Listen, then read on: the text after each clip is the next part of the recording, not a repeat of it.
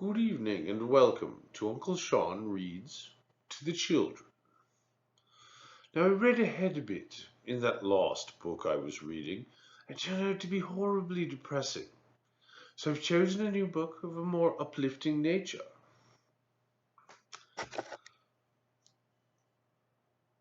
So get cozy, fetch a nice cup of tea, and let's begin.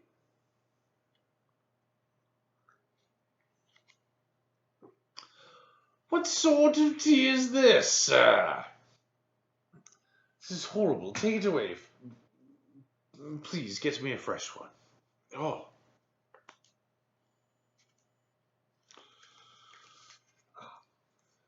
Chapter 1. Oh dear! Annette's pretty sun-tanned face had lost its usual gay smile, and she sighed heavily. Here it's practically the end of August, and school vacation's almost over. Her friend and house guest, Babs Gray, lifted a blonde head from the adjoining beech mat and groaned. Just when I was being so peaceful and contented, you had to remind me. School! Ugh! And the head went back to its resting place under the red-striped beech umbrella. Annette's dark eyes twinkled. "I'm sorry," she told Babs. "I didn't mean to spoil your nap." She sat hugging her knees and staring off at the wide expanse of the Pacific Ocean beyond the curving outline of the Laguna shore. Half an hour ago, when she and Babs took their morning swim, the ocean beyond the bay had been smooth. Now the late morning breeze was making it choppy. Out on the horizon to the south, some white clouds were slowly creeping up the sky. That usually meant there was a tropical storm on the coast of Lower California, and little fragments of it were being blown north.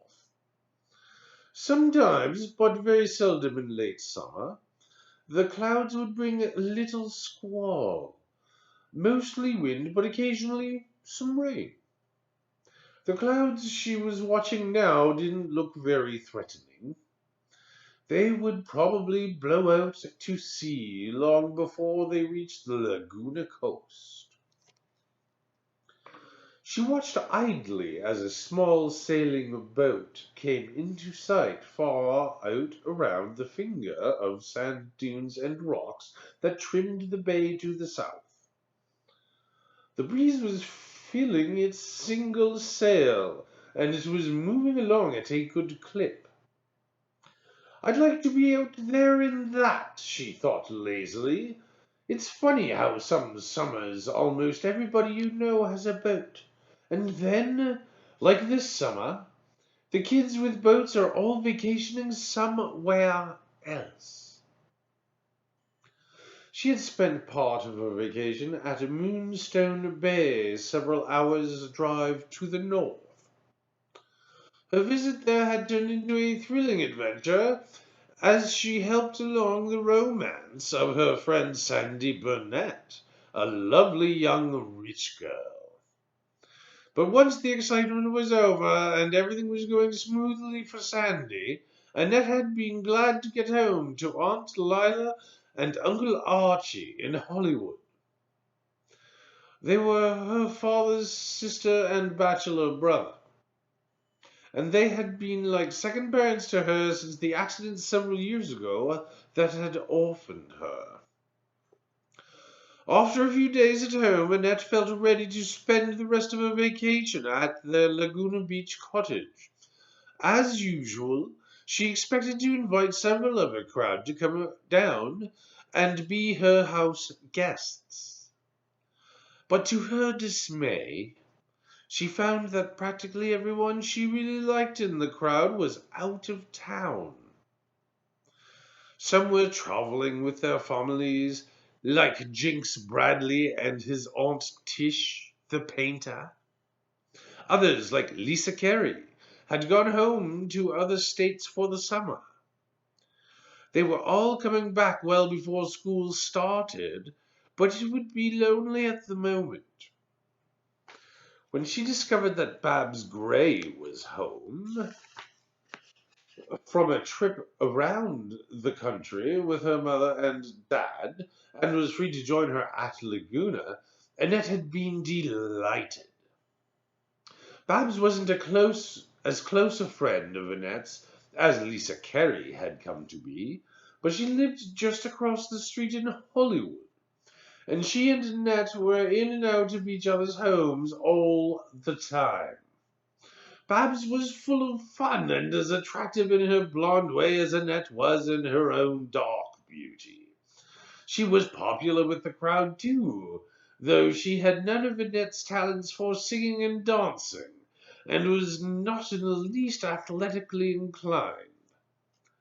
The Greys, who were very strict with Babs, had been glad to let her go to the beach house with the McLeods and Annette. Aunt Lila and Uncle Archie loved their niece very dearly, but they were never overindulgent. Uncle Archie especially could be quite stern when the occasion called for it. Annette rested her chin on her knees and studied the little sloop far out in the choppy bay. It seemed to be changing course now and working its way toward the shore. It was still far out for her to recognize the two men who were in it, even if she knew them. She decided idly that it probably belonged to one of the summer residents along the bay shore. Some of the older houses were rental properties leased for the summer. They often had several sets of occupants during the season. At any rate, she didn't know anyone who owned a sailboat exactly like that. Whoever the man at the tiller was, though, he knew how to sail. Annette had had a lot of sailing experience several years ago when Uncle Archie had his catboat and taught her how to handle it. The breeze was quickening, and Annette thought she'd heard a tiny sneeze from the direction of Babs's beach mat. She decided it was time to rouse her friend and start her moving about. Babs was one of those people who caught cold easily. "Hey there, Sleeping Beauty!" She leaned over and shook Babs's shoulder. "Wake up and start thinking about some cute ideas for the welcome home party Saturday night for Lisa and all the rest of our gang." Babs sat up with a groan, rubbing her eyes. "You think for both of us. I'm simply exhausted. That second swim round the end of the dock just about finished me. I guess I'll never make the Olympic team after all." She stretched and yawned and was about to lie back and relax again when she caught Annette's stern eye. She moaned and sat up straight. "Oh, all right. But I thought it was already decided that we'd have a Hawaiian what's-it? I've forgotten what Rod Lang called it, but you seem to think he was a genius for suggesting it." "The word is luau." Luau. "It means a feast, Rod says. He went to two of them in July when he was on the islands with his dad and mother.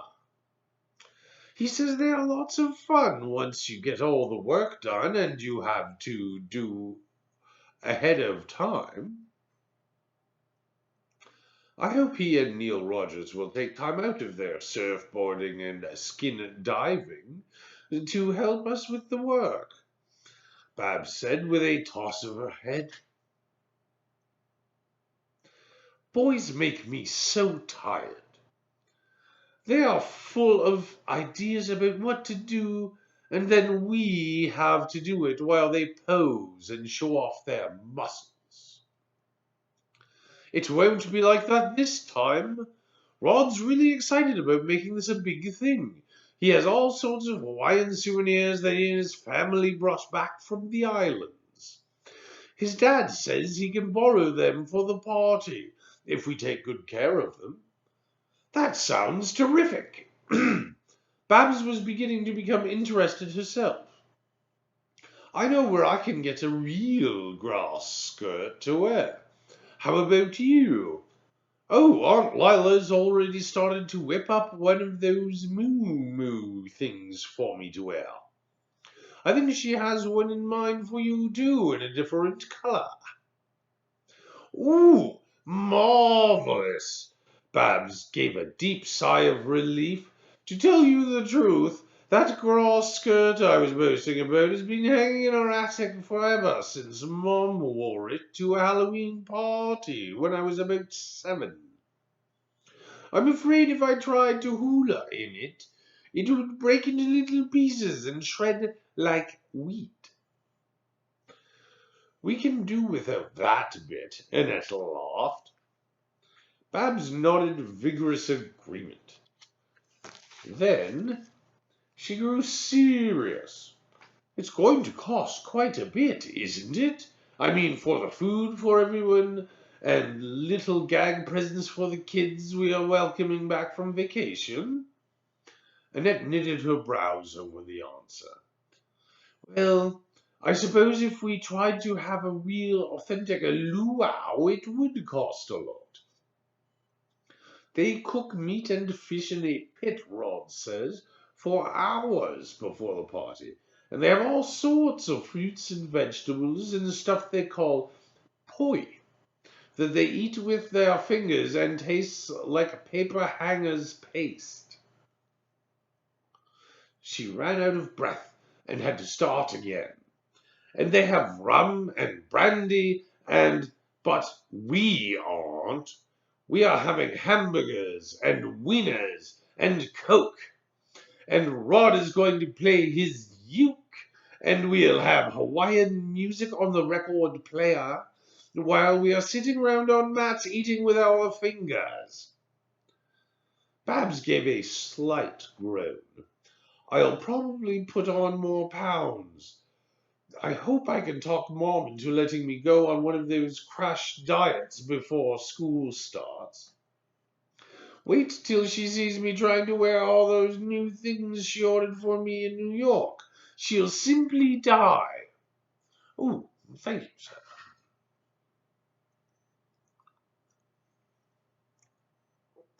This is just as disgusting as the first one you brought me. What is this? Well, no, when I said a fresh cup, I didn't mean the same thing. Yes, I will be more specific. Can you bring me a different type of tea in a cup, please, sir? Thank you. Annette smiled. Don't worry. You'll lose weight before we get through dashing around borrowing things like fish nets and shells and colored fishing floats to drape around the front yard. Rod says that Neil knows where he can borrow 3 or 4 tiki torches for atmosphere, so we won't need to string lights from the house. And what are tiki torches? Babs asked. Kerosene torches, fastened to long poles stuck down in the sand. They are part of the luau. I suppose Neil and Rod will bring their ukuleles, Babs said not too enthusiastically. Annette nodded. They're working up some kind of an act. Song and dance, I guess. Big secret. They can keep their secret. I'll wait and be surprised. I can imagine it will feature Neil. He always shows off. Rod never does that. I've noticed. He's nicer than Neil, I suppose, but... Babs hesitated, took her powder compact out of her beach bag, and began slapping powder on her tip-tilted nose. Annette looked at her sidewise and bit back. a smile. Then she finished for Babs. But you go for the big handsome football type? Well, Babs began, blushing. I guess so. Then she added hastily, not that he's ever said anything personal. He always seems to be thinking about athletics and talking about buying gym stuff to build up his muscles. He's probably planning to go in for physical education as a career, Annette guessed. There's money in that if you're good at it, and heaven knows he's usually moaning about being flat broke. Rod always picks up the check when the four of us get hot dogs at the stand up the beach. Well, he probably gets a bigger allowance than Neil, Babs defended her hero. And Neil spends what he gets on himself, Annette said quietly. He probably has Rod convinced that he's doing him a favor by letting him pay for treats. It's funny, Neil Rogers and Rod Lang are so different, but they've always seemed to get along just great. I remember when Neil first came to our school in junior high, he would go around talking about how much better everything was back where he used to live. Some of the boys fought with him on account of it, but Rod never did. Do you mean Rod was afraid of him? Babs was a bit shocked. Goodness, no, Annette laughed. He liked Neil, and he said Neil had a right to stand up for his old school. It was being loyal, even if what Neil said wasn't always completely true. Did the others buy that? Babs asked idly. After a while, they got used to Neil, especially when he began sprouting into a star athlete for us. Now most everyone at school thinks he's simply terrific. Babs nodded with a smile, including his little self. And how, Annette agreed quickly. Babs rubbed suntan lotion on her arms for a moment before she spoke. I'm going to ask Neil to take me skin diving next week, if the weather's good. Annette frowned. You've never done any of it, have you? Babs sensed her disapproval. She tossed her head and laughed. No, but Neil can show me how. He says he's the best skin diver in that club they have. And he's done a lot of scuba diving. You know, with the rubber suit or whatever it is, and the tank of air. He tells the most exciting stories about the things he's seen underwater.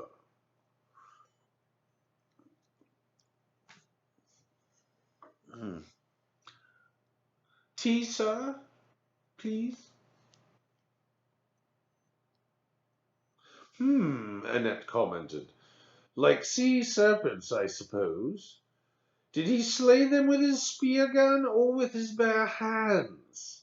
She grinned at Babs' indignant look. He didn't mention sea serpents, Babs said with a reproachful pout. Just sharks and stuff. He's had lots of thrilling fights with them. I bet, Annette chuckled. Just the same, I'm going to ask him to teach me to skin dive. You've done some, I know. What's so hard about it? Annette shrugged. She didn't want to tell Babs that she wasn't a strong enough swimmer. I think you should go to a regular teacher. Learn from him the right way, then surprise Neil by knowing how. As Babs hesitated, still pouting, they heard a hail. Ahoy! Waheens! Ahoy! The shout brought them both to their feet to stare at the small sloop that Annette had been watching rounding the point. It was close enough now for them to recognize the occupants. The tall, sandy-haired young man posing beside the single mast was Neil. At the tiller doing the real work of steering, the little sailboat's safety up to the dock, was Rod Lang, a slim, dark-haired boy. Hi, Neil. "Hi, Rod," Annette shouted, cupping her hands round her mouth. "Where did you steal that?" Neil's gay smile faded, and he scowled at her for a moment, but Bab's squeal of admiration brought back his proud grin. Rod was too busy bringing the sloop in to react to Annette's teasing. "What was that word Neil called us? Something? What does it mean?" Babs asked hastily, taking time to powder her nose again as they waited. Annette smiled. "Wahine means woman or girl in Hawaiian. Wahine." Neil was just showing off his vocabulary, which I'll bet Rod taught him not 5 minutes ago. "Wahine," Babs pouted. "I thought it meant some sort of, like darling, huh?" Annette teased, and she saw Bab's cheeks grow pink under the suntan lotion. "Of course not," Babs tried to sound indignant, but Annette's dark eyes twinkled at her, and she fled quickly toward the dock, with Annette following close behind her. There was a swagger in Neil's broad shoulders as he tied up the little sailboat and adjusted the rope fenders so the rough side of the old dock would not scratch the bait. "Pretty neat, isn't she?" Neil asked Babs as he leaped gracefully to the dock to greet them. "It's perfectly darling," Babs agreed breathlessly. "Is it yours?" Before Neil could answer, Rod laughed. "No such luck." Neil flashed him a frown and said with a touch of annoyance, "It's as good as mine for slippery paper. It's as good as mine for a few days. Jim Payson had to go up to the city with his family, and he left the critter in my charge. She's a neat little number." "Oh, yes," said Babs, wide-eyed. "Sailing must be a big kick. I've only ridden in cruisers, and the engines made such a racket. Really, it must be heavenly to go gliding along without a noise." She smiled up hopefully at the tall young man. "Yeah, it's a gas all right," Neil admitted. "We're on our way to do some skin diving." "Oh," Bab's blue eyes lit up. "That should be fun." "Yeah," Neil agreed. He turned to Annette. "Hey, do you think your aunt would donate us a couple of bottles of Coke to take along? We forgot to stock up at Jim's place when we picked up the yacht, and skin diving's a thirsty business." "Why?" Annette hesitated for only a second. She wanted to tell Neil he had a lot of gall, but she controlled herself. "Why, I'm sure she'd love to. And if you smile pretty at her, she might even add a slice of her special chocolate cake. I know there's some left over from last night." "Oh, we couldn't ask for anything to eat," Rod said quickly. "We have nerve enough asking for pop." Neil scowled at him. "Oh, come on. Stop being so noble." He turned to Annette. "Keep an eye on the tub, will you? We'll be right back." He took Rod's arm and led him to the house. "Just like that," Annette said with a shrug. "Big deal." Bab's eyes flashed. "At least he could have offered to take us for a little ride." She frowned at Annette. "And you acting sweet as honey to the big oaf." Annette smiled mysteriously. "I just wanted to get rid of them for a few minutes." "Why?" Babs demanded crossly. "Because we are playing a little joke on them. They didn't invite us to go with them, so we'll just wait until they're out of sight of the house, then take their precious boat and go for a sail ourselves." Annette's eyes danced with mischief. "Neat! Where will we go?" Babs was ready. "Oh, not far," Annette said confidently. just inside the bay here, but they won't know that when they see us. They'll think we really mean to sail away, and then we'll turn around and come back and say, thanks for the lovely sail. And with that, I shall say good night to you all. Oh, yes, my tea. Thank you.